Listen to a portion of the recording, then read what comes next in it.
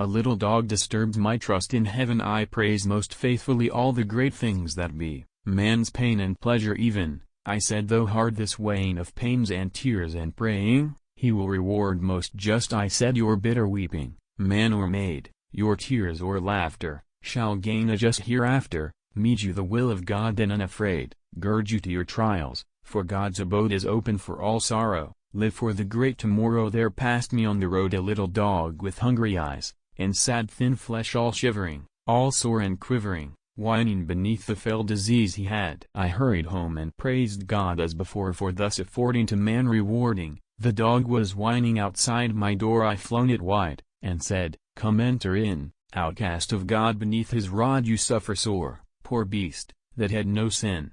Not at my door then must you cry complaining your lot unjust, but his who thrust you from his door, your body maiming. Not mine the pleasure that you bear this pain, hurled into being without hope of freeing by grief and patience a soul for any gain. Thus I reproached God while I tended the sores to healing. A voice stealing and whispering out of the beast I friended, said, God had quickened my flesh, bestowing joys without measure, made for its pleasure, in Eden's garden forever glowing, gave me to man, his care and protection to gain and to give, and bid us so live in united bonds of help and affection. Man wrecked our garden, so we were hurled out from the skies of paradise into the sorrows of a weeping world. He forgets my care. I, as God has said, give still affection for that connection which into all our bodies life has breathed. And why are you abusing God, and praising with mock effacement and false abasement your own heart's kindness, deeming it amazing that you should do this duty for my sake,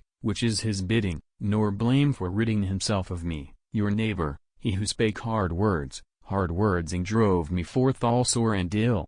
Thus while I tended this dog I friended, gave back my faith in heaven by God's will.